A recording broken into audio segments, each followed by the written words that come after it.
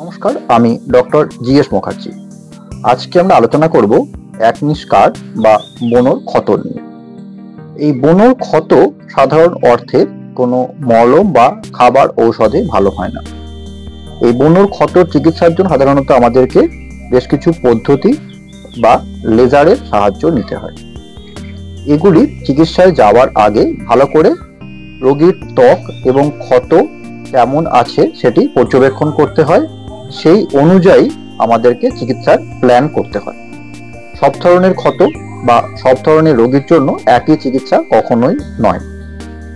আমাদেরকে দেখতে হয় ব্রণ ক্ষতটি কেমন টাইপের আছে, কত দিন ধরে আছে, রোগী কি কাজকর্ম করেন এবং পোস্ট প্রসিডিওর কেয়ার তিনি কতটা নিতে পারেন।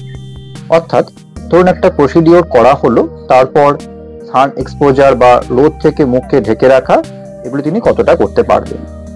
সাধারণ অর্থে যদি আইস পিক স্কার থাকে, যেগুলি বললম যদি বরফের মধ্যে আঘাত করা হয় যেরকম গর্ত হয়ে যায় ঠিক সেরকম টাইপের দেখতে হয়, সেগুলির ক্ষেত্রে আমরা প্রথমে টিসিএ ক্রস নামক একটি কেমিক্যাল থেরাপির সাহায্যে শুরু করি। এক্ষেত্রে কি হচ্ছে না, আইস পিক স্কারটি কিছুটা উপরে উঠে আসছে, অর্থাৎ স্কারের গভীরতাটি কমে যাচ্ছে। যদি স্কারটির তলায় ফাইবার দিয়ে আটকে থাকে এবং অংশটি অনেক বেশি নিচু হয়ে থাকে, সেক্ষেত্রে আমরা সাবসিশন নামক পদ্ধতি অবলম্বন করি। এছাড়াও আছে এমএনআরএফ।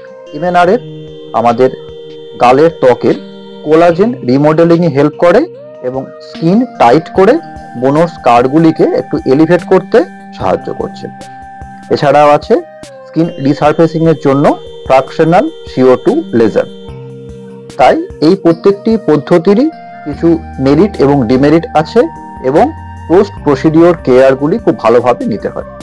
তাই রোগীকে সম্পূর্ণভাবে পরীক্ষা নিরীক্ষা পর্যবেক্ষণ করার পর তার জন্য থেরাপির প্ল্যানিং করা হয় এবং যতটা ভালো করা যায় সেটারই চেষ্টা করা হয়।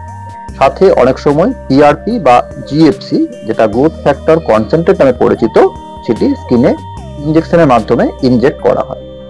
তাই চেষ্টা করুন প্রথমেই সঠিক চর্মরোগ বিশেষজ্ঞের পরামর্শ নেবার।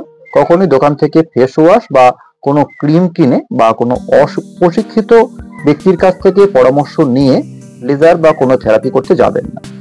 একমাত্র সঠিক চর্মরোগ বিশেষজ্ঞই আপনার ব্রণর স্কারিং এর জন্য সঠিক চিকিৎসা করতে পারেন। ভালো থাকুন, সুস্থ থাকুন, আবার দেখা হবে। নমস্কার।